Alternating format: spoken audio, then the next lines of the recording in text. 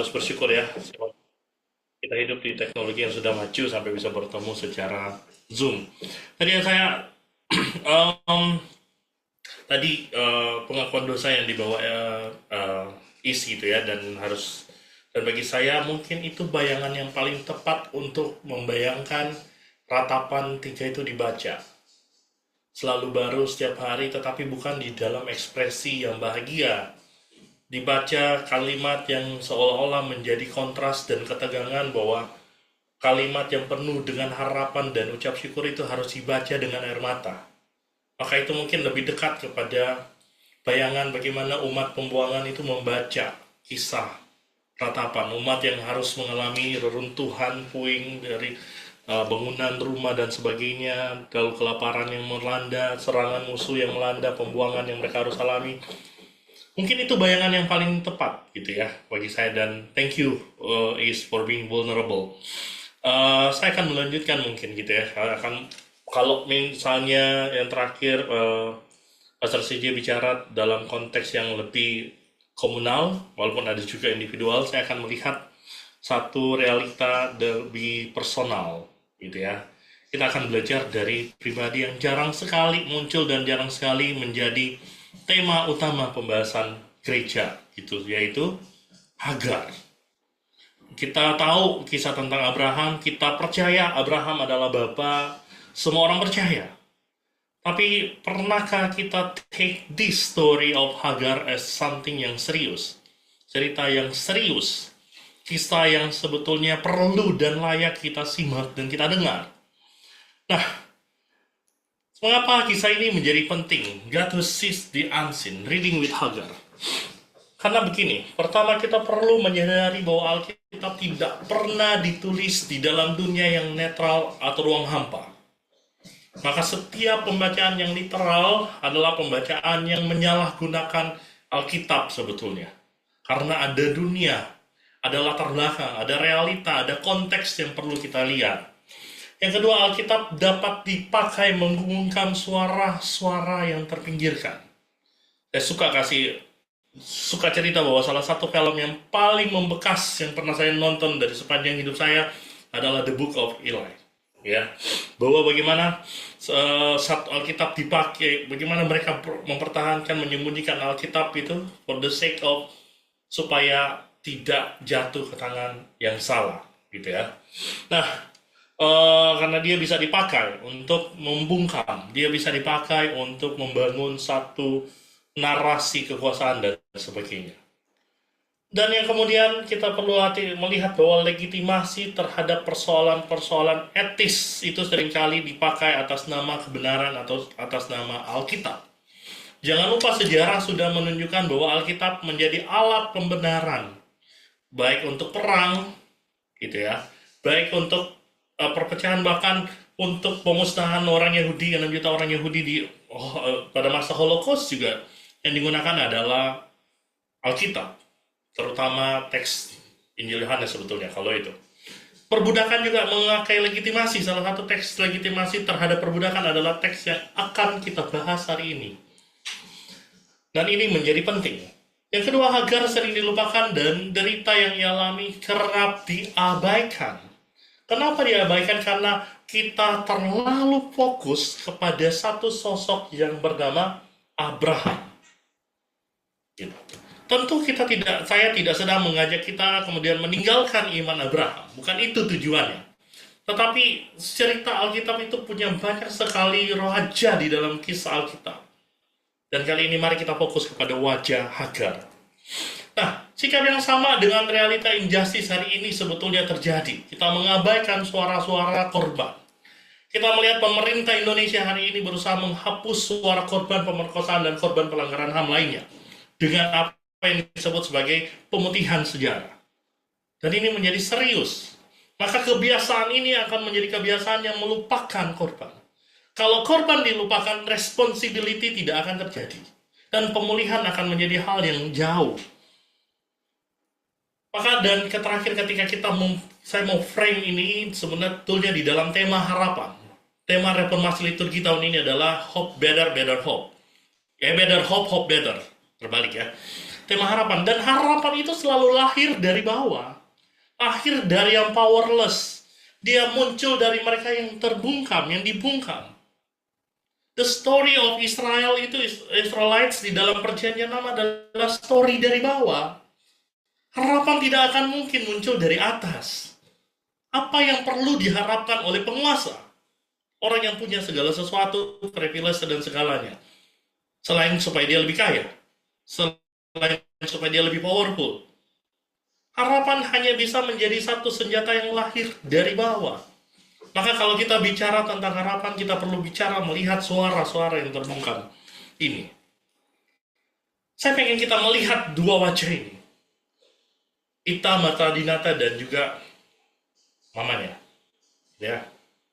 30 tahun mamanya itu pergi menjadi bermeditasi dan sebagainya. For the sake to cope. Untuk cope dengan luka itu. Dan ini menarik. What if my daughters? Coba bayangkan. Janganlah lihat ini sebagai orang jauh atau peristiwa masa lalu. Imagine kalau ini adalah kisah orang-orang terdekat Bapak Ibu. Yang diperkosa, bahkan dibunuh, dan tidak ada keadilan, bahkan meliputikan. Mau diselamatkan para orang-orang yang seharusnya bertanggung jawab. Maka realita ini adalah realita injustice. Menolak lupa adalah panggilan yang sangat biblical sebetulnya. Menolak lupa adalah panggilan karena Allah di dalam Alkitab adalah Allah yang mengingat. Tetapi komunitas Kristen kemudian seringkali menjadi komunitas yang melupakan suara-suara korban. Dan kita sedang berjalan terbalik melawan Allah. Tentu kita tidak sedang meromantisasi penderitaan, tetapi hati-hati dengan denial terhadap realita itu. Dan kita berada di dalam ketegangan itu. Mari kita masuk ke dalam kisah Hagar. Saya akan menggunakan pisau beda secara singkat. Begini. Ada dua yang akan saya pakai, yaitu hermeneutic of suspicion dan ideologi criticism. Dua-duanya terkait dan dua-duanya digagas oleh salah satu pioner yang penting adalah Elizabeth Sulzer Fiorenza. Dan yang kedua adalah trauma study sebagai bantuan. Tapi yang utama adalah hermeneutics of suspicion. Hermeneutik kecurigaan, hermeneutika kecurigaan dan ideologi criticism. Nah, Elizabeth Sulzer Fiorenza, seorang profesor di Harvard yang sudah meninggal, Harvard Divinity School, orang yang sangat cerdas dari Romania, dia lari ke Jerman. Nah, kurang lebih begini. Di dalam, saya coba singkat ya. Elizabeth Sulzer Fiorenza bilang begini. Pertama yang harus kita lakukan adalah mencurigai ideologi di dalam teks. Siapa yang menulis teks ini? Kita perlu bertanya. Dari posisi sosial apa orang menulis teks ini? Karena ada bias pastinya. Siapa yang diuntungkan oleh narasi ini? Dan suara siapa yang hilang atau dibungkam dalam narasi ini? Lalu kemudian satu konsep yang dibilang reading against the grain. Artinya, apa yang tidak dikatakan perlu kita lihat. Dan siapa yang tidak diberi suara perlu kita lihat. Dan bagaimana teks menjustifikasi ketidakadilan perlu kita kita temukan, kita identify. Maka yang ketiga, teks akhirnya Elizabeth Sulzer Fiorenza melihat bahwa kalau begitu teks harus dilihat sebagai arena konflik sosial. Bukan sebagai spiritualitas private, tetapi sebagai arena konflik sosial yang ada. Jangan lupa teks itu, teks Alkitab kita ditulis sebelum agama diprivatisasi. Agama menjadi agama dan sosial politik itu selalu berkelindan zaman itu. Maka kita perlu mengidentifikasi tradisi mana yang membebaskan dan tradisi mana yang akan membungkam. Dan tujuan dan hermeneutic suspicion itu tujuannya bukan, hermeneutika kecurigaan itu tujuannya bukan sekedar mendekonstruksi, tetapi merekonstruksi. Jadi ada solusi yang ditawarkan, yaitu remembrance. Kita perlu mengingat suara perempuan dan kelompok marginal yang seringkali dihapus di dalam sejarah. Mereka yang sering dibungkam, diingat. Karena remembrance sama dengan melawan. Mengingat adalah melawan. Mengingat adalah melawan bahwa ini dinormalisasi. Dan yang terakhir adalah reconstruction, membangun kembali pemahaman iman yang lebih adil dan liberating. Maka spiritualitas Kristen harusnya menjadi spiritualitas yang progresif. Dia tidak berhenti, tetapi dia menawarkan yang baru, yang lebih adil, dan terus-menerus akan berada di dalam perjalanan itu. Trauma tadi saya cepat aja di sini. Judith Herman dan Kathy Carrot akan menjadi sosok utama, gitu ya. Dan kita akan lihat source of trauma, yaitu eksploitasi tubuh, relasi kuasa, dan sebagainya. Mari kita masuk, saya cepat saja ke Hagar. Mari kita mulai dengan reading the story of Hagar. Sebelum kita masuk ke dalam reading with Hagar, kita objectify dulu Hagar. Nanti kita coba masuk ke dalam pengalamannya. Nah, Hagar kita tahu adalah seorang budak yang berasal dari Mesir. Kita tahu Hagar adalah seorang budak dari Mesir milik Sarai. Dan kisahnya cukup cepat di situ, tubuhnya dipakai, dieksploitasi untuk memenuhi kebutuhan Abraham dan Sarai, untuk mengandung anak Abraham dan Sarai. Kita lihat bahwa eksploitasi terjadi. Kita mungkin berkata, oh ini kan ada culture. Tapi ingat, iman Kristen lebih besar dari kultur tertentu. Kita tidak meromantisasi, membenarkan satu budaya, termasuk praksis yang menyimpang di dalam budaya. Maka setelah mengandung, relasi dalam rumah tangga berubah, gitu ya. Di dalam rumah tangga Abraham, Sarai merasa terancam dan menindas Hagar. Lalu Hagar melarikan diri ke padang gurun untuk pertama kalinya. Dia berjumpa dengan Allah, the first person in the Bible who named God. Lalu kemudian kembali ke rumah Abraham dan melahirkan Ismail, anak Abraham. Dicatat begitu. Telah melahirkan Ishak ya. Ya, Ishak betul. Setelah Sarah melahirkan Ishak, kemudian terjadi konflik, kembali muncul Ismail dan Hagar diusir dari rumah Abraham. Hagar dan anaknya hampir mati di padang gurun karena kehabisan air dan Tuhan menolong mereka. Kalau kita lihat sekilas begitu. Kurang lebih ada dua bagian yang mencatat tentang Hagar. Kejadian 16 dan kejadian 21. Mari kita lihat posisi Hagar. Lebih fokus lagi di dalam cerita ini. Pertama, Hagar adalah budak perempuan orang asing di Mesir. Jelas itu ya. Dia berada di rumah Abraham. Ia berada dalam lapisan paling bawah dalam struktur sosial saat itu. Struktur sosial patriarki. Jadi, perempuan akan menempati tempat, perempuan itu, apalagi budak perempuan, akan menempati tempat yang paling bawah. Berkali-kali operation yang harus dialami. Dia berada di dalam kelas yang paling bawah. Karena dia adalah budak, dia tidak memiliki kuasa atas tubuh. Tidak ada masa depan. Tidak ada keputusannya yang menjadi miliknya sendiri. Semua keputusan tentang hidupnya dibuat oleh Abraham dan Sarah. Dia tidak lebih dari benda. Dia tidak lebih dari properti. Maka ia dipakai untuk mengandung anak Abraham bagi Sarah. Dan itu jelas, ketika dia mengandung, anaknya pun bukan miliknya sebetulnya. Anaknya adalah milik tuannya, milik nyonyanya. Budak tuh begitu, di dalam suasana, di dalam rumah tangga, di dalam household slavery era, selalu begitu. Bahwa sang budak itu selalu, apapun yang dimiliki sang budak, tidak ada satu titik pun di mana sang budak memiliki sesuatu untuk dirinya sendiri.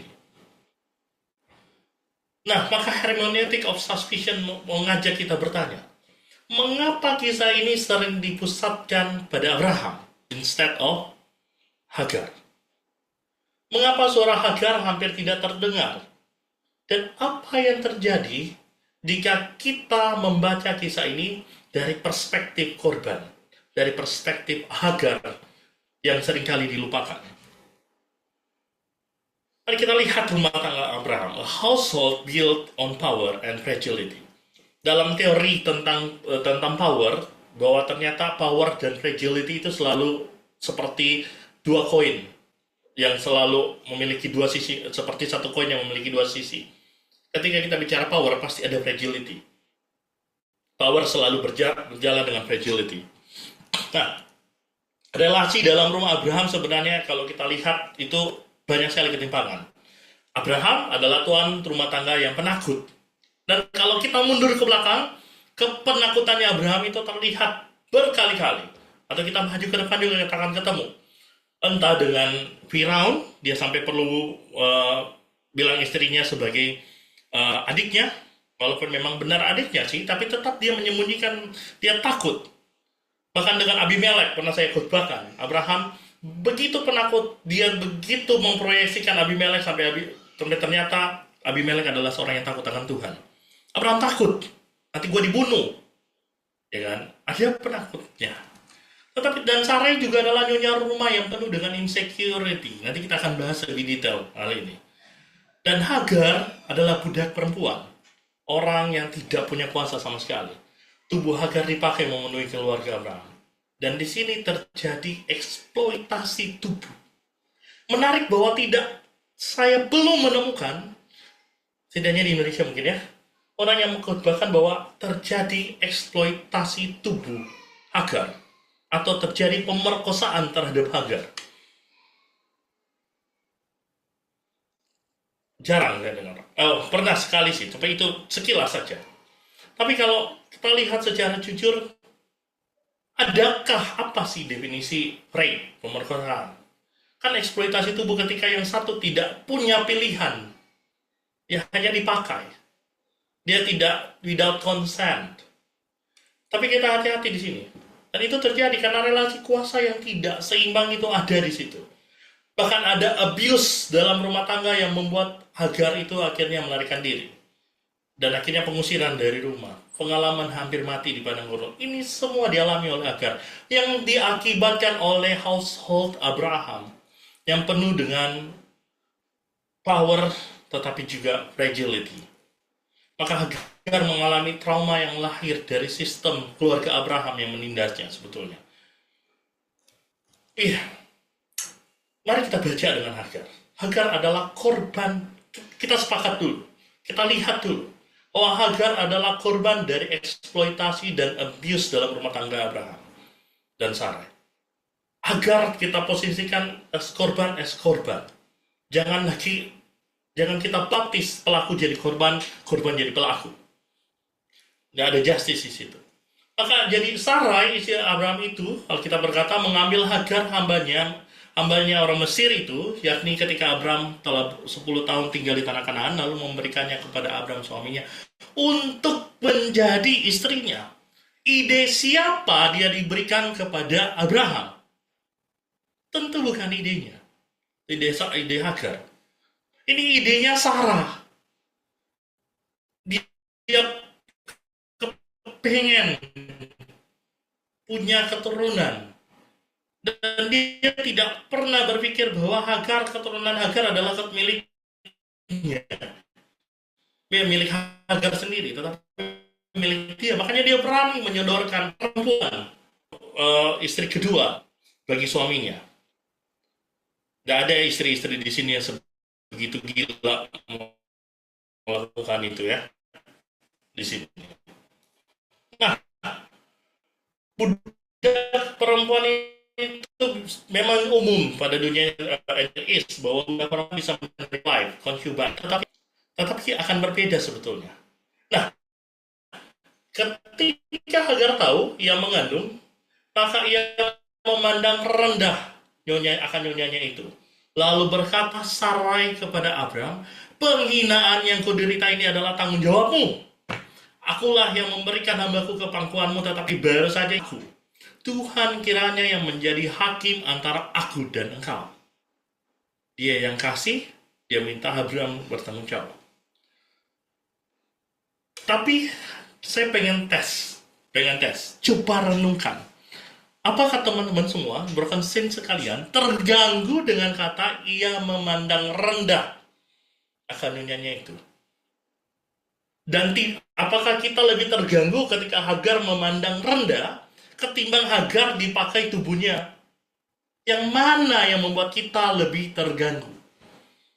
Karena kalau kita terganggu dengan memandang rendah, tetapi kita tidak terganggu dengan tubuhnya dipakai, lalu kemudian ditindas, maka jangan-jangan kita sedang ketularan virus feodalisme. Kita sedang terjadi toxic patriarchy embedded di dalam diri kita, jangan-jangan. Kita coba self-diagnose di sini. Self-diagnose diri kita masing-masing. Kenapa kita seringkali terganggu dengan kurang sopan, tidak etis, kurang sopan yang tidak etis, kurang sopan santun ketimbang hal-hal yang ethically jelas problematik. Yang mana yang lebih mengganggu kita jadi? Nah, sebetulnya kita perlu bertanya dulu, kenapa kita langsung masuk ke dalam memandang rendah pasti salah? Apa maksudnya memandang rendah? Benarkah Hagar memandang rendah Sarai, atau jangan-jangan ini adalah insekuritasnya Sarai? Sebetulnya, dalam dunia kuno, perempuan yang melahirkan anak bagi tuannya sering mengalami kenaikan status sosial sebetulnya. Household itu menjadi basis strata sosial. Dia mengalami kenaikan status. Dan perubahan sikap Hagar itu bisa kita baca sebagai satu kesadaran baru akan dirinya, bahwa kalau tadi aku hanyalah budak, I have nothing in myself, I don't have anything in my body, aku hanya seperti tubuh, seperti properti, seperti benda yang tidak punya harga. Sekarang aku mengandung anak tuanku. Ada nilai lebih di dalam keadaan dia yang mengandung. Is that wrong? Untuk menyadari hal itu, menyadari bahwa ada nilai yang lebih. Tetapi kita lihat bahwa ketika Hagar mulai memahami bahwa wow, ada something yang berbeda, ada something yang lebih bagiku.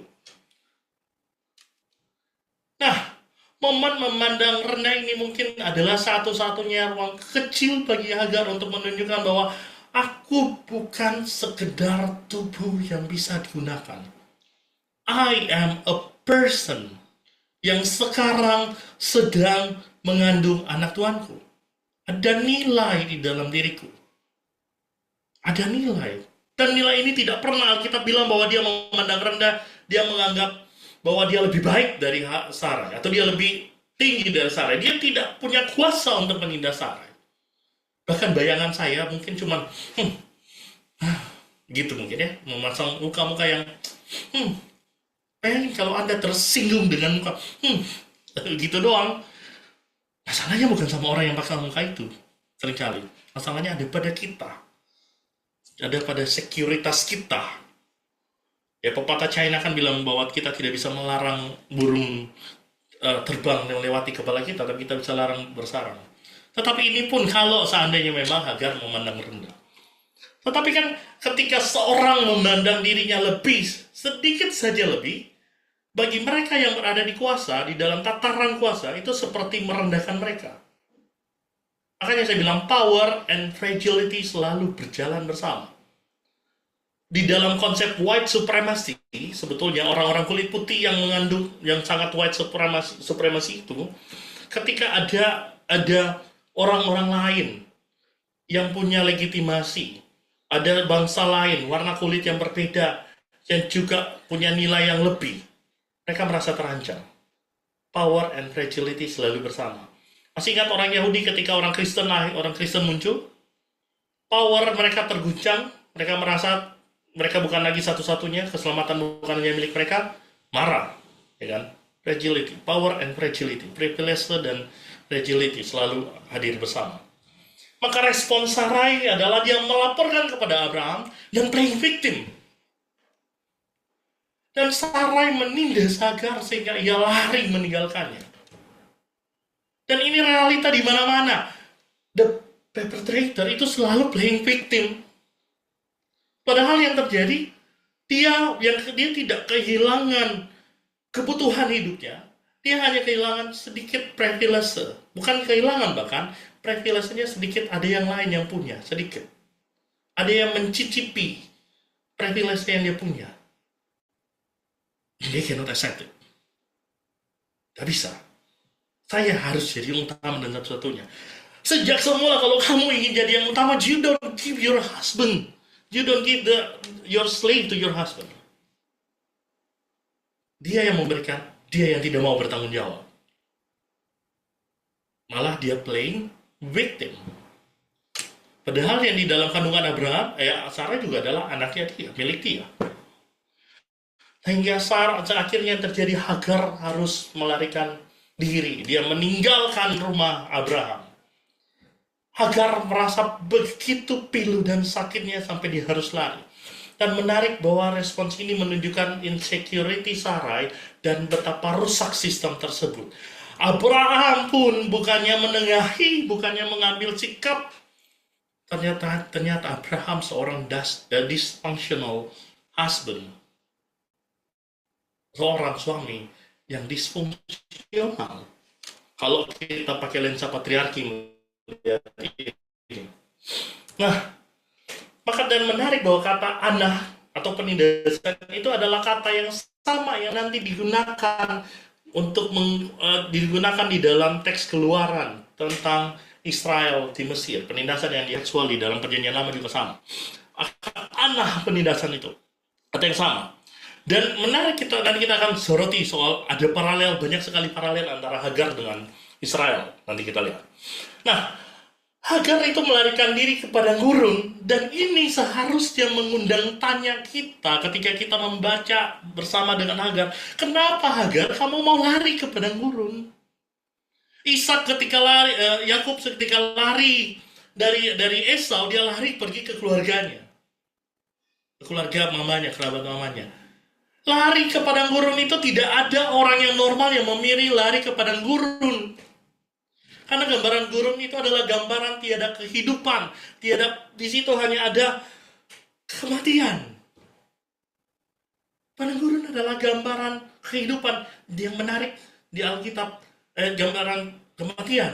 Tetapi gambaran kematian tiada kehidupan dan harapan itu, yang ada hanya fata morgana itu, ternyata menjadi tempat-tempat yang istimewa di mana Allah menjumpai umatnya.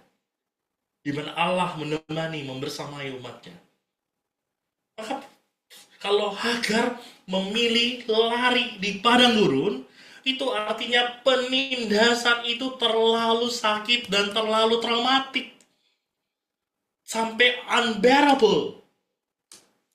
Maka memilih lari ke padang gurun adalah sama dengan bunuh diri. Zaman dulu bunuh diri itu bukan menggantung diri. Kalau tentara bunuh diri adalah dengan menikah, dengan membunuh, dengan dirinya sendiri. Tetapi kalau orang yang budak bunuh diri adalah dengan dia lari ke padang gurun. Ini adalah suicidal acts sebetulnya yang dilakukan oleh Hagar. Dan paralel lain kita akan lihat dengan kisah Keluaran di mana lari itu juga ke padang gurun. Dan menarik, tetapi Hagar lari dalam konteks ini masih dia melarikan diri karena tidak tahan. Maka tidak ada orang normal yang akan bunuh diri. Dan kalau orang sampai bunuh diri, Bapak Ibu, manusia itu diciptakan dengan natur survival. All creations itu diciptakan dengan sebuah natur untuk survive. Kalau akhirnya orang memilih untuk bunuh diri dan bukan survive, berarti sudah tidak ada ruang survival yang lain sebetulnya. Yang terlalu sakit sehingga bunuh diri menjadi satu-satunya yang sebenarnya adalah aksi untuk stop surviving, malah menjadi aksi survival act. Ini kan sebuah kisah yang menyakitkan sebetulnya. Dan kita menemukan di padang gurun, tempat di mana Hagar sebetulnya sudah mau mati. Tidak ada harapan di padang gurun.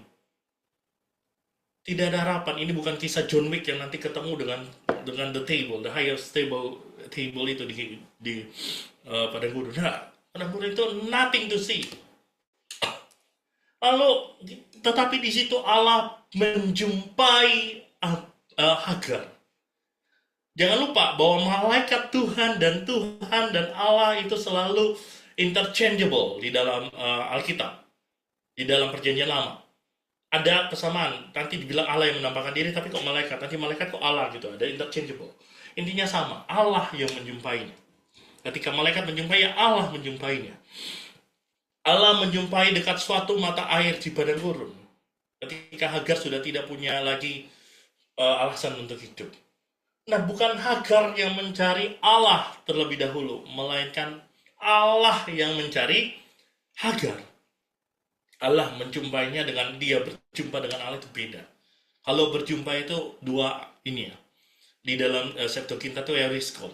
Jadi euryskon itu artinya eh, mencari. God find her sebetulnya. Allah yang menemukan dia, menjumpai, sengaja datang menjumpainya. Nanti kalau kita lihat di dalam kisah Yohanes 9 juga sama, Yesus yang menjumpai si orang buta, bukan orang buta itu. Tapi ininya Allah yang datang. Maka di tempat tanpa harapan akan kehidupan terasing dan terluka, Allah justru menemui korban yang terusin itu. Nah, ini menjadi menarik kisah ini sebetulnya. Maka ini menjadi kontras, karena ketika Sarai berusaha terus menghancurkan nilai diri Hagar, Allah malah menyumpai Hagar. Dan jangan lupa di dalam tradisi perjanjian lama, orang yang dijumpai oleh Allah adalah orang-orang yang punya nilai lebih. Orang-orang yang spesial. Orang-orang yang mendapatkan kehormatan sebetulnya. Allah tidak sembarang menyumpai orang. Di dalam perjanjian lama mereka yang dijumpai oleh Allah jelas. Mereka punya harga diri. Mereka punya nilai diri yang besar. Maka ketika Sarai berusaha menghancurkan nilai diri Hagar dan Abraham bungkam tentang hal ini, Allah mengambil tindakan yang jelas-jelas sepenuhnya berbeda. Dia menjumpai Hagar. Maka kita bisa lihat kalau Hagar dijumpai oleh Allah, Hagar beroleh kasih karunia. Malaikat menjumpai Maria juga sama. Beroleh kasih karunia. Semua orang yang dijumpai oleh Allah adalah orang-orang yang bahkan bisa disebut nabi. Orang-orang yang spesial. Orang-orang yang punya nilai diri. Dan ketika kita mempertimbangkan, yang menarik adalah perkataan Allah di dalam Kejadian 16, gitu ya, ayat 9 sampai ayat 11. Lalu kata malaikat Tuhan itu kepadanya, kembalilah kepada nyonyamu, biarkanlah engkau ditindas di bawah kekuasaannya. Maka saya ingin menyoal teks ini. Karena teks pro-slavery di Amerika dulu, teks ini merupakan salah satu teks selain Filemon dan lain-lain yang sering dipakai untuk menjustifikasi slavery. Gitu ya. Maka kita akan lihat ada 3 berlapis. Dan yang kedua adalah lagi kata malaikat Tuhan itu kepadanya. Saya garis bawahi kata malaikat. Karena begini, harusnya kan kenapa nggak begini? Lalu kata malaikat Tuhan kepadanya, kembalilah kepada nyonyamu, biarkan engkau ditindas di bawah kekuasaannya. Aku akan membuat sangat banyak keturunanmu, bla bla. Tetapi kok tidak ada jawaban dari Hagar? Tetapi kenapa si penutur ini, si narator itu, yang menulis kisah ini, seperti ada jeda. Lalu kata malaikat itu kepadanya, lagi kata malaikat itu kepadanya, dan lagi selanjutnya kata malaikat itu kepadanya. Ada 3 ini kan. Ada 3 jeda yang aneh sebetulnya. Kenapa nggak satu kalimat aja malaikat ngomong? Wong Hagar tidak menjawab kok. Tidak ada jawaban Hagar. Maka ini menunjukkan ada 3 lapis, 3 aspek, 3 layers yang boleh kita lihat. Dan mari kita fokus ke situ. 3 layers of God's word to Hagar. Yang pertama sebetulnya ketika Allah berkata, kembalilah kepada nyonyamu, biarkanlah engkau ditindas di bawah kekuasaannya. Sebenarnya bisa kita baca begini, ini bukan perintah, bukan legitimasi terhadap penindasan, tetapi stay alive. Kamu harus hidup dulu, survive. Ini bukan legitimasi penindasan, tetapi strategi survival dalam sistem yang rusak, dalam dunia yang berdosa ini. Sometimes we have to survive. Karena kita mungkin tidak bisa langsung pergi. Mungkin teman-teman yang punya realita yang mungkin capek dengan pekerjaan tertentu atau apa, mungkin Anda harus survive dulu. Kita nggak bisa bicara tentang flourishing kalau kita nggak survive dulu. Kalau kita mati. Dan ini sebetulnya narasi. Karena sekalipun di situ ada penderitaan, tapi setidaknya di rumah Hagar masih ada hidup. Itu dulu deh. Tapi ini juga bukan permanen kok. Maka dalam dunia kuno seorang budak perempuan sendirian di padang gurun hampir pasti akan mati. Apalagi dia seorang budak perempuan yang hamil. Fragile sekali dia. Vulnerable sekali dia hamil. Dan dia berada dalam hukuman ketika dia lari dari tuannya. Tapi dia suruh kembali. Allah menolong Hagar untuk tetap hidup di tengah sistem yang tidak adil itu. Dan sebenarnya ini kita harus membaca bukan legitimasi terhadap penindasan, tetapi karena memang sistem. Ya begitu, ya udah. You gotta survive. Waktu saya mulai di Fuller, itu ada pelatihan tentang abuse. Bagaimana kita menolong orang yang abuse. Salah satu rumus pertama atau hal pertama yang harus diperhatikan ketika kita punya teman kerabat yang mengalami abuse itu adalah pastikan dia aman dulu. Kalau kita bukakan bahwa dia, kalau misalnya contohnya begini, dia bercerita tentang satu pasangan yang sangat posesif dan sangat abusive. Tapi dia tidak menggunakan kata abuse dan posesif itu ya, dia cuma menceritakan saja. Yang harus dilakukan konselor adalah memastikan kita perlu menimbang. Kalau kita bukakan bahwa ini adalah abuse dan kamu lebih baik pergi, kita harus consider pergi lebih aman atau stay lebih aman dulu. Karena kalau enggak kita akan menjadi konselor yang tidak bertanggung jawab gitu ya. Dan hey, kayaknya itu kayaknya di semua university di Amerika ada itu ya, ada pelatihan setiap apa namanya untuk masuk ke dalam bagaimana menghadapi abuse dan segala macamnya. Jadi survive dulu. Kita perlu memastikan orang itu survive atau enggak. Baru kita bicara. Makanya ini proses yang panjang sampai akhirnya orang yang mengalami domestic abuse itu bisa keluar dari tempat abuse itu bukan sekadar pilihan saja, tapi harus lahir dari banyak step demi step. Karena ada banyak hal yang harus dijamin. Nah, namun ini bukan situasi permanen kok. One day di dalam kejadian 21, Hagar akan keluar dari penindasan tersebut. Itu yang gak boleh kita lupa. Bahwa Tuhan menyuruh kembali itu bukan sebagai sebuah pembenaran yang permanen. Ini hanyalah survival sementara. Yang kedua, ketika Tuhan bicara kemudian dipisahkan lagi dengan kata malaikat begini, aku akan membuat sangat banyak keturunanmu sehingga tidak dapat dihitung karena banyaknya. Bukan hanya survival sebetulnya. Bukan hanya survive, tetapi Allah memberikan sebuah future bagi Hagar. Dan this is weird. Seorang budak mana bisa berpikir tentang masa depan sih? Kita bisa berpikir tentang mau pergi kemana, mau liburan kemana nanti, lebaran. Tapi kalau budak, zaman itu, gak ada pikirannya. Maka kalimat ini biasanya dipakai, dan menarik bahwa kalimat ini biasanya dipakai sebagai janji Allah terhadap Abraham.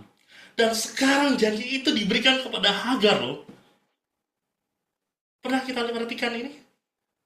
Janji yang sama persis diberikan kepada Abraham, janji itu diberikan kepada Hagar, dan janji ini tidak pernah disampaikan kepada Sarai. Maka Hagar bukan sekedar korban. Allah memberikan satu future yang menjadi identitas baru bahwa dia juga adalah pewaris janji Allah. Dan ini subversif sekali bahwa dia akhirnya diposisikan setara dengan Abraham. Bahwa hanya Abraham dan Hagar yang menerima janji ini. Dan mereka diangkat loh. Janji persis ketika Allah berjanji melalui Ishak, anak Abraham. Ini juga muncul kepada Sarah. Don't take this lightly. Kita perlu pay attention to this. Maka Allah mengangkat Hagar dan memberikannya hope, harapan. Dan harapan itu yang mengubah hidup dan identitasnya. Dan komunitas Kristen adalah komunitas yang mengharapi. Kita memang rooted terhadap apa yang telah terjadi, rooted to the past, di dalam kepada masa lalu, bagaimana kekristenan itu hadir, kekristenan terbentuk kepada Kristus, tetapi kita juga menuju kepada harapan. Identitas kita selalu dialektis, mengakar ke belakang dan ke depan, dan menuju ke depan. Harapan eskatologi kalau kita bisa menyebutnya. Maka ketika future diberikan, future ini memberikan satu harapan, menjadi satu harapan, dan harapan itu shape the identity of Hagar. Your identity akan menjadi habis kalau kita tidak punya harapan. Dan saya tahu untuk berharap itu susah. Tetapi better hope better. Lebih baik berharap. Dan berharaplah lebih baik. Karena harapan mengubah kita melihat dunia hari ini. Bukan kita mengharap dengan pasif, tetapi kita karena ada harapan, maka harapan itu mengubah identitas kita, maka mengubah cara kita hidup. Kita hidup secara proleptik, harapan masa depan yang coba kita hidupi hari ini. Kecil demi kecil, sedikit demi sedikit, glimpse demi glimpse. Maka kisah ini pun paralel sebetulnya dengan pembebasan orang Israel. Kita akan menemukan paralel demi paralel. Di mana Allah memberikan janji, yaitu tanah perjanjian, sebuah kehidupan baru. Allah memberikan janji, harapan kepada mereka yang berada di dalam uncertainty. Seperti Is bisa cerita tadi. Because like, I can't even hope or something. Tapi, that's the promise of God. Harapan yang mengubah. Harapan menjadi satu-satunya tenaga, energi tambahan yang kita punya untuk menjalani hari-hari yang berbeda. Ketika semuanya kok tidak bisa diubah. Dan ini diberikan kepada Hagar. Dan di dalam harapan itu juga lahir satu bagian ketiga, yaitu God hears your pain. Ada rekognisi terhadap penderitaan Hagar. Engkau mengandung dan akan melahirkan seorang anak laki-laki dan engkau akan menamai Ismail. Sebab Tuhan telah mendengar tentang penindasan atasmu itu. Allah merekognisi the pain that Hagar has to suffer. Maka nama Ismail itu berarti Allah mendengar. Jangan membaca ini dengan lensa homofobia. Karena kita akan melihat Ismail itu just focus on the Bible. This is the Bible.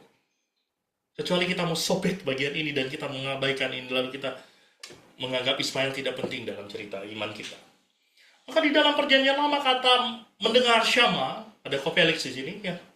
Nah, sering dipakai dalam konteks relasi Allah dengan umatnya, terutama ketika Allah mendengar seruan umatnya, rangan umatnya. Dalam Keluaran ketika umat Israel berseru karena terlalu sakit penderitaan yang mereka alami di tanah Mesir. Satu Samuel juga sama, pemasmur yang mengeluhkan keadaannya, mengerang karena realita bagaimana orang fasik begitu indah hidupnya dengan orang benar begitu hancur. Maka God hears your pain. Bahwa Allah tidak bisu, Allah tidak diam, dia tidak abai, dia mendengar.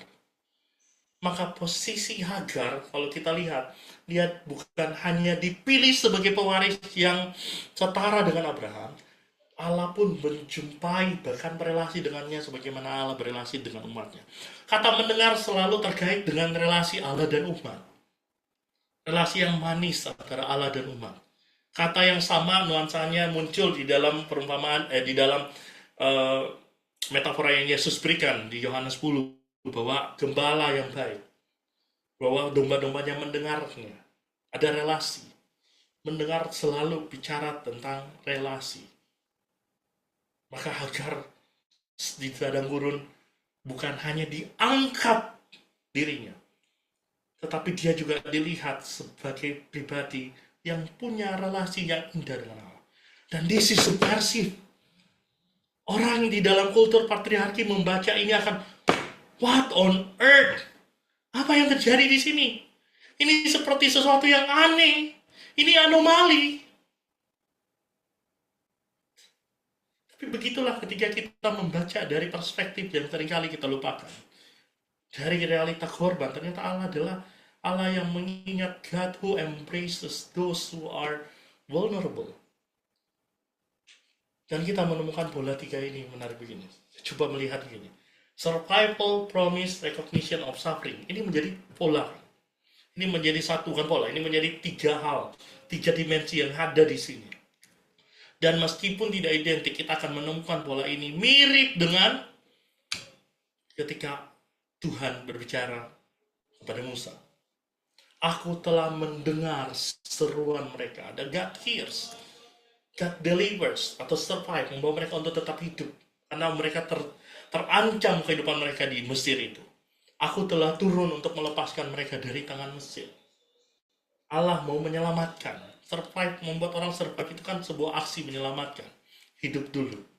Tapi bukan cuma itu, God gives a future. Aku menuntun mereka pergi keluar ke negeri itu. Ke suatu negeri yang baik dan luas, suatu negeri yang berlimpah-limpah susu dan madunya. God hears the livers, God gives future. Maka kalau begitu pengalaman Hagar di padang gurun sebenarnya mendahului pola pembebasan Exodus di dalam kisah pembebasan orang Israel dari Mesir. Maka di bagian Alkitab kita yang pertama kali menjadi kisah pembebasan itu justru hadir di dalam kisah Hagar. Dan bisa jadi ini menjadi glimpse dari kisah orang Israel yang dibebaskan dari padang gurun, dari penindasan di Mesir. Dan ini menarik. Maka sebelum Israel mengenal Allah sebagai pembebas di Mesir, seorang budak perempuan di padang gurun sudah lebih dahulu mengenalnya sebagai Allah yang melihat dan mendengar. Maka Hagar sudah mendahului orang Israel. Dia sudah berjumpa dengan Allah yang melihat dan mendengar itu. And this is wonderful. Ini beautiful sekali. Pribadi yang super duper terasingkan, termarginalkan, tertindas itu, ternyata dia menjadi kisah pembebasan pertama. Dan kita melihat begini. Kalau kita lihat di dalam trauma lens, kita menemukan pertama yang tadi saya bilang, establishing safety menjadi aspek penting yang harus ada. Kita perlu jamin safety seseorang ketika kita bicara orang itu harus keluar dari abuse dan sebagainya.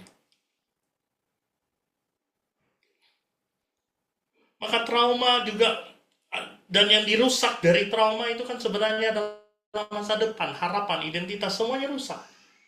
Tetapi Tuhan memberikan jaminan itu. Tuhan memulihkan, sekaligus mengubah identitas Hagar, restoration of the future and identity. Itu terjadi di sini. Ketika Ruth menggambarkan trauma itu sebagai unclaimed experience, sesuatu yang tidak bisa dijelaskan, tidak bisa diklaim, sesuatu yang silence, tetapi Allah meklaim bahwa memang sudah menderita dan kamu sudah mengalami trauma itu. Traumatik, kita sebagai trauma. Dan tujuannya adalah healing dan resiliensi. Dan inilah kita bisa melihat ini sebagai trauma lens, bahwa Allah adalah pemulih, pembebas sekaligus pemulih. Dan menarik adalah, saya mau masuk lebih dalam lagi. Kemudian Hagar menamakan Tuhan yang berfirman kepadanya itu dengan sebutan, Engkaulah El Roi. Sebab katanya, bukankah di sini kulihat Dia yang telah melihat aku? Agar melihat Tuhan yang melihat dirinya. Dan ini menarik dan ini revolusioner. Allah melihat penderitaan yang tersembunyi yang tidak dilihat oleh Abraham maupun Sarai, dan dunia tidak melihatnya. Sistem itu tidak mengizinkan Hagar menjadi seorang korban. Sistem itu membuat Hagar hanya menjadi seorang tubuh, pribadi tanpa nama, pribadi tanpa nyawa. Tetapi Allah melihat penderitaan yang tersembunyi itu. Dan yang lebih menarik lagi, Allah hadir di tempat paling sunyi yang tiada kehidupan. Allah melihat korban yang tidak terlihat oleh sistem itu. Dan Allah melampaui sistem perbudakan maupun sistem manapun. Maka setiap sistem yang kita punya itu adalah journey, bukan status quo. Bahwa suatu hari akan ada yang lebih baik.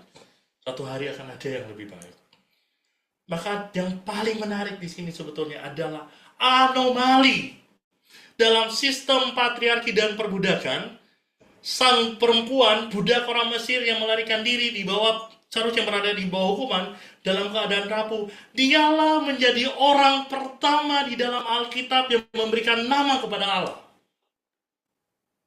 Bapak Ibu boleh baca semua Alkitab dan you will find out bahwa orang pertama yang menamai Tuhan sebagai El Roi, yang memberi nama kepada Tuhan, aku adalah aku itu, adalah Hagar.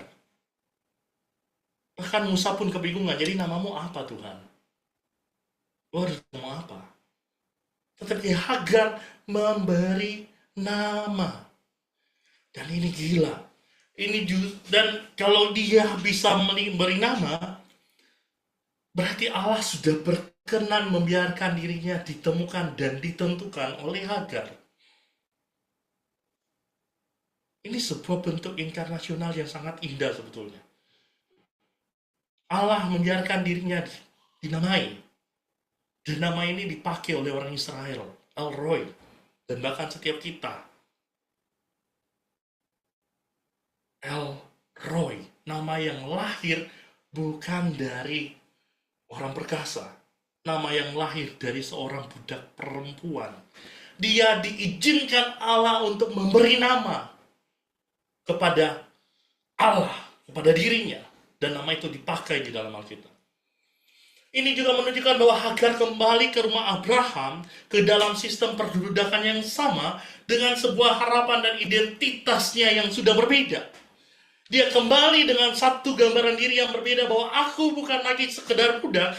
Maybe they see me as budak, as slave, tetapi aku adalah dia yang telah dilihat oleh Allah. Bahkan aku adalah dia yang memberi nama kepada Allah. The first person in the Bible yang memberi nama kepada Allah. This is beautiful.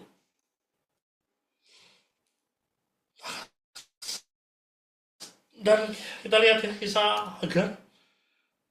Sekalipun mungkin penindasan itu tetap sama. Sarai masih terus menindas dia. Dia masih terus ada di dalam di bawah Tuhan yang disfungsional itu. Tetapi hidupnya telah berbeda. Identitasnya telah berubah. Setelah kelahiran Ishak, konflik kembali muncul di rumah Abraham. Sarai berkata kepada Abraham, usirlah perempuan itu dan anaknya. Abraham kemudian mengusir Hagar dan Ismail ke padang gurun. Bapak Ibu hati-hati dengan kata mengusir. Kata mengusir kita bisa melihat ini memang negatif, tentu negatif. Tapi jangan lupa kata yang sama dipakai ketika Firaun akhirnya membebaskan orang Israel. Diusir. This is a liberation sebetulnya. Dengan cara Tuhan. Abraham kemudian mengusir Hagar dan Ismail ke padang gurun. Hagar kembali berada di tempat yang sama. Di padang gurun, tanpa perlindungan, tanpa masa depan yang jelas. Hagar berada di dalam posisi yang sama. Tetapi kali ini kita akan menemukan Hagar yang berbeda. Kita akan menemukan kisah Hagar menunjukkan satu pola trauma yang berulang. Memang ini terjadi. Dia dieksploitasi. Dia menjadi korban pemerkosaan, kemudian dia menjadi korban dari domestic abuse, dia melarikan diri, dia kembali lagi mengalami domestic abuse sampai akhirnya dia kembali dan dia diusir dan tidak kembali lagi, sama sekali tidak kembali.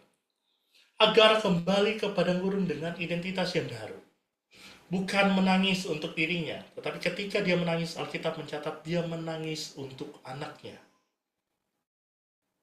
Dia menangis karena orang yang mampu menangis buat orang lain adalah orang yang sudah pulih. Orang yang belum pulih akan terus menangisi dirinya.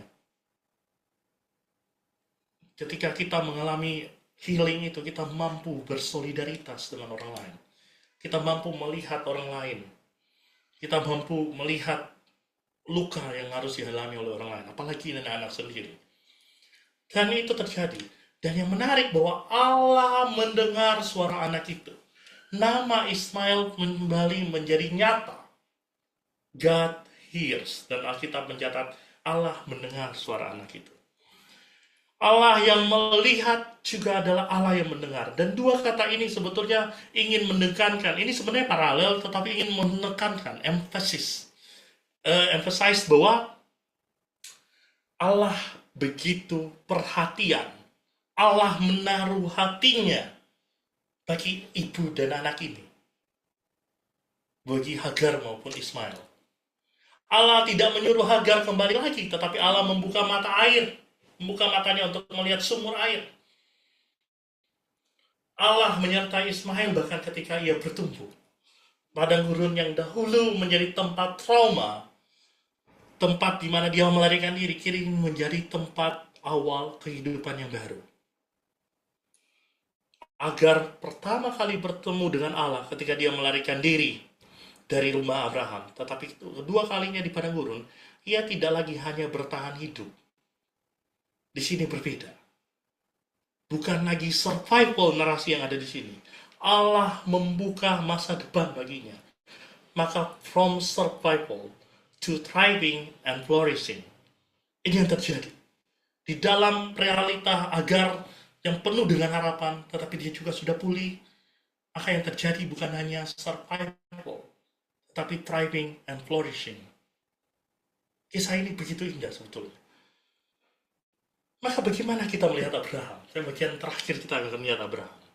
Apakah hero or perpetrator jadinya Abraham? Secara singkat begini. Beberapa tindakan Abraham dalam kisah ini tidak dapat dilepaskan dari penderitaan Hagar. Kita tidak bisa hanya blame Sarah. Karena Abraham juga jelas bersalah. Abraham menerima Hagar menjadi sebagai istri tanpa mempertanyakan sistem itu. Bahkan dalam sistem patriarki pun Abraham itu sudah dysfunctional sebetulnya. Mari kita lihat begini. Saya menemukan satu hal yang menarik.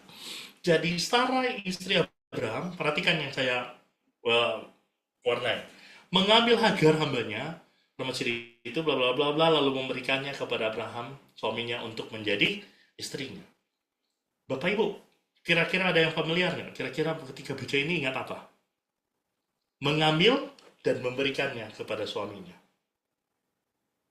Ada yang bisa, ada ingat? Kira-kira siapa?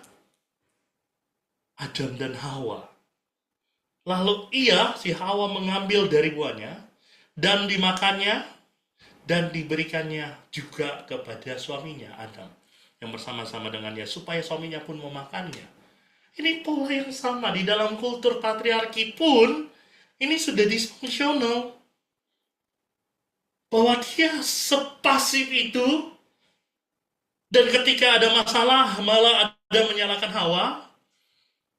Abraham juga sama, menyalahkan Hawa, Sarai dan Hagar, maka diusir.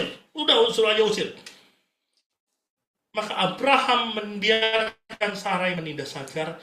Bahkan Abraham akhirnya mengusir Hagar dan Ismail anaknya sendiri ke padang gurun. Yang jelas-jelas there is no hope, there is no life di padang gurun. Abraham tahu itu. Dengan kata lain, Abraham membunuh anaknya sendiri. Dan sederhananya begini. Tindakan Abraham terhadap Hagar itu menyakitkan. Rape her, allow abuse, send her away. Man, this is problematical. Ini seriously a crime. Dan ini terjadi.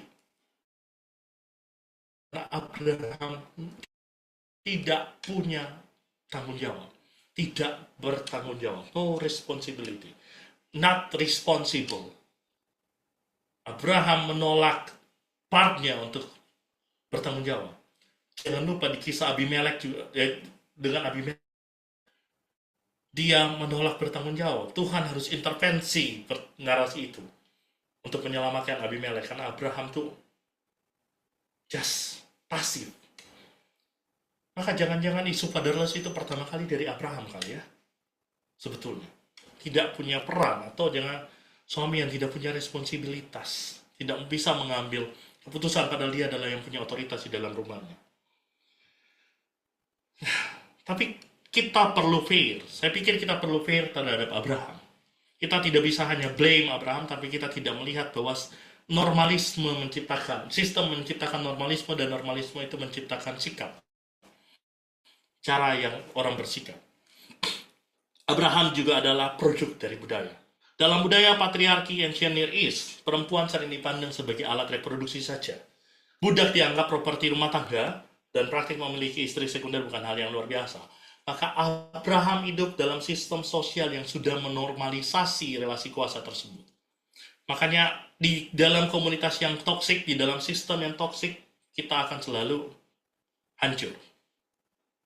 Dan ini tidak membenarkan tindakan itu, tetapi setidaknya membantu pembaca. Setiap kita memahami bahwa Abraham juga dibentuk oleh sistem zamannya. Kita tidak boleh membenarkan itu. Makanya saya paling anti kalau orang yang selalu berpikir harus kembali ke Bible. Which Bible? Karena siapa bilang kalau yang dulu pasti lebih baik? Ini spirit nostalgic itu bisa berbahaya. Justru kita sudah jauh mengungguli kultur itu. Maka Alkitab tidak menyajikan tokoh-tokohnya sebagai manusia yang sempurna sebetulnya. Tokoh iman sering digambarkan dengan ketegangan moral. Misalnya Abraham. Abraham adalah seorang pelaku tapi juga pahlawan iman at the same time. Dia menunjukkan satu iman yang besar. Maka benarlah Paulus berkata Abraham dibenarkan karena iman, bukan karena perbuatan. Kalau perbuatan apa yang bisa membuat Abraham benar? Perbuatan dia jelas berantakan. Oleh karena itu, iman dalam Alkitab sering berjalan di tengah manusia yang tidak sempurna. Tidak ada yang sempurna. Maka hermeneutik suspicion itu penting. Jangan sampai kita over positif melihat tokoh-tokoh utama di dalam Alkitab. Maka rumusan moralitas Kristen itu pun harus progresif. Kita nggak bisa terus kembali ke belakang. Ada masalah seperti ini. Kita harus bicara tentang dunia yang lebih baik. Dan Kristus menjadi cakrawala kita. Menjadi lensa kita sebetulnya. Kita tidak menormalisasi ini. Kita menghakimi kita menilai setiap culture, setiap praksis dari lensa Kristus sebagai pusat kita. Itu yang menjadikan kita Kristen, karena Kristus. Maka kalau kita lihat Abraham, kita melihat kisah iman Abraham juga menyimpan kisah penderitaan Hagar. Maka kita jangan abai. Narasi besar tentang iman kerap menyembunyikan suara korban, tidak ditulis dalam realitas yang netral. Alkitab memang tidak ditulis dalam realitas yang netral. Maka membaca kisah ini dengan jujur berarti kita perlu menghargai iman Abraham, sekaligus mendengar suara Hagar, bahkan amplify her voice. Kita perlu amplify, give her the voice. Maka kita menolak merupakan suara para korban. Jangan saya curiga, belum ada penelitian, tapi saya curiga. Hermeneutik overconfidence itu jangan-jangan membuat kita jadi gagal bersolidaritas dengan mereka yang terbungkam. Karena kita mengabaikan suara-suara korban di dalam Alkitab. Tapi kalau kita terbiasa dengan hermeneutik of suspicion, akhirnya kita terbiasa untuk tidak menormalisasi injustice. Kita memiliki kepekaan sosial jadinya. Maka mari kita reading with Hagar today. The God who sees the unseen. Kisah Hagar itu bukan cuma cerita masa lalu.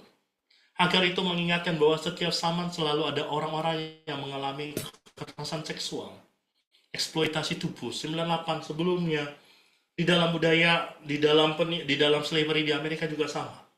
Banyak orang-orang kulit hitam yang menjadi korban eksploitasi. Tapi gonna ignore them? Apakah kita akan mengabaikan mereka? Tentu tidak.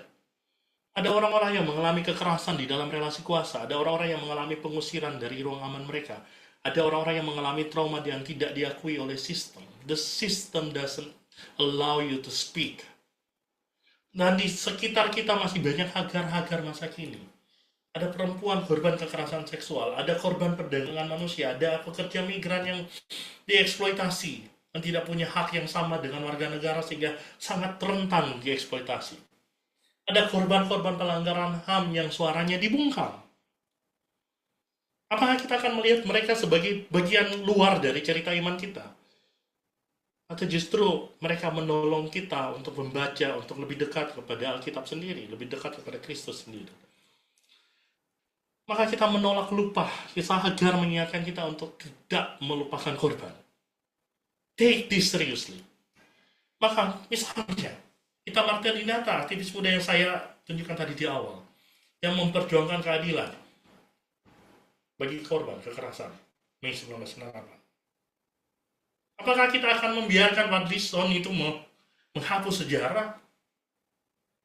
Apakah kita akan mendukung pemutihan sejarah demi tercipta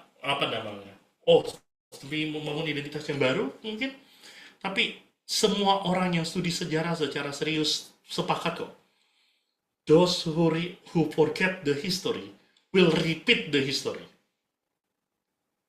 Semua orang yang melupakan sejarah yang kelam akan mengulangi sejarah yang kelam itu. Misalnya mamanya Ita Martelinata atau mamanya Wawan, Ibu Sumarsi yang terus memperjuangkan kebenaran, keadilan, meskipun menghadapi tekanan dan penderitaan, suara yang tidak didengar, demo yang begitu damai, tiap hari, udah 9 minggu lalu 900 Kamisan. Sudah 900 Kamis berdiri menuntut keadilan yang tidak kunjung datang. Padahal di hadapan pengadilan HAM dunia mereka sudah menang. Tapi tetap saja kita nggak bisa apa-apa di sini. Maka mereka mengingatkan kita bahwa harapan itu sering lahir dari mereka yang terluka. Harapan itu adalah senjata sekaligus identitas yang Allah berikan bagi mereka yang menderita. Para korban ketidakadilan. Nggak ada hope. Hope itu hanya mungkin kalau kita berada di dalam situasi yang gelisah, yang sakit, yang terluka, yang galau, yang hancur, broken hearted dengan realita ini. Maka El Roi, Allah yang melihat, adalah Allah yang melihat korban yang tidak terlihat. Korban yang tidak menemukan suara di tengah sistem hari ini. Maka mendengar suara yang dibungkam adalah panggilan kita. Kita diajak membuka masa depan bagi mereka yang terluka. Dan inilah panggilan kita sebagai gereja. Mendengar suara korban yang selama ini tidak didengar. Itu bagian dari panggilan kita. Bagian dari panggilan kita untuk peduli kepada mereka yang terpinggirkan. Menolak melupakan penderitaan mereka, termaksud menolak pemutihan sejarah yang digadang-gadang oleh pemerintah kita hari-hari ini. Itu bagian dari panggilan. Resistensi adalah bagian dari panggilan eklesial kita, panggilan menggereja kita. Tentu kita tidak melakukan violence, perlu dibatasi di situ. Tetapi kita resisten. Maka berdiri bersama dengan mereka yang powerless dan marginalized, bukan hanya mereka yang berkuasa, itu adalah panggilan kita. Kita diajak mengkritik sistem yang terus melanggengkan ketidakadilan. Jangan lupa, ketika gereja awali muncul, mereka membangun satu sistem tandingan sebetulnya. Alternatif sistem. Yang sebetulnya oleh para ahli bicara bahwa this is the glimpse of the kingdom of God yang one day akan datang. Maka merawat ingatan tentang luka agar kekerasan itu tidak terus terulang adalah panggilan kita. Sebab harapan bukan milik mereka yang berkuasa.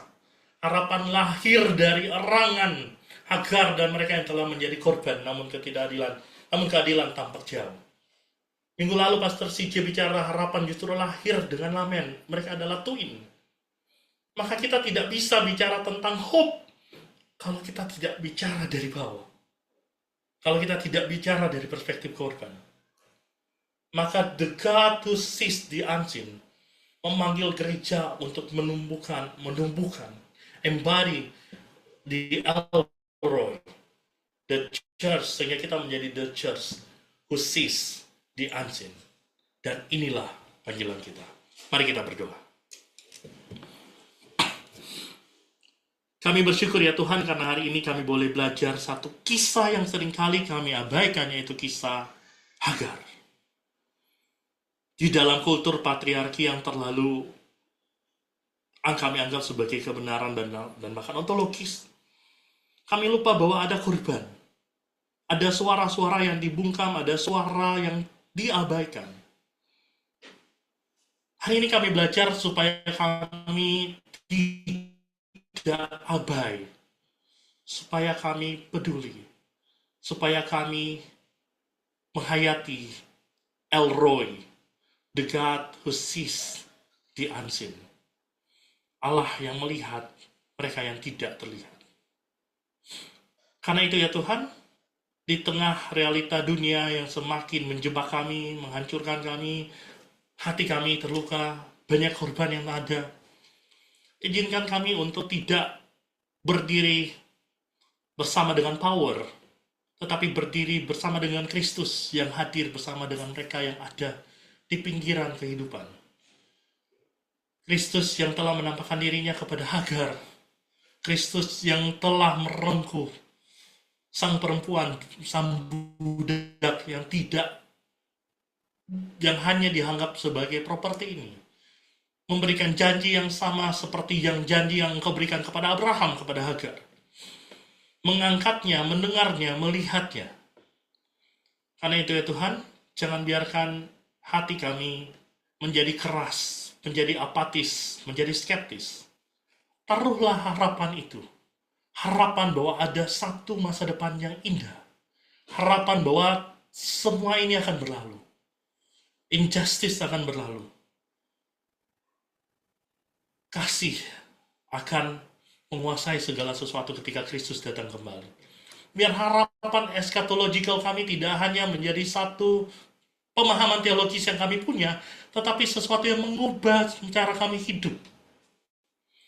Sehingga kami hidup hari ini dengan satu identitas yang terus diubahkan menuju kepenuhan di dalam Engkau ya Tuhan. Ampunilah kami kalau kami sering gagal bersolidaritas. Ampuni kami kalau kami seringkali gagal untuk resisten. Ampuni kami jikalau kami tidak sadar dengan sistem, dengan kultur dunia. Maka tuntunlah kami ya Tuhan. Ubahlah kami menjadi baru. Mampukanlah kami hidup di jalan-Mu ya Tuhan. Hamba-Mu telah berhenti berbicara, namun biar kiranya Tuhan terus berbicara dan mengingatkan kami. Sehingga kami semakin serupa dengan Kristus. Di dalam nama-Mu, Tuhan Yesus, kami berdoa. Amin. Kembalikan.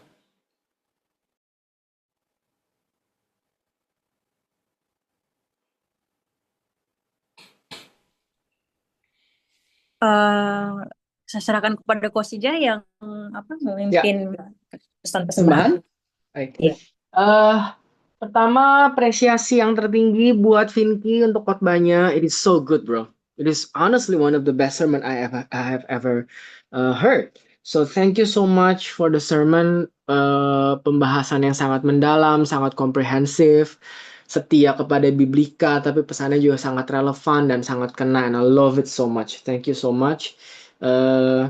Dan saya harap khotbah ini juga bisa menjawab pergumulan dari di dalam rangkaian yang saya yakin betul dipimpin oleh Roh Kudus, di mana pengakuan dosa di dalam ketidakberdayaan sepertinya langsung dijawab oleh khotbah gitu. Ya, saya melihat ada satu rangkaian yang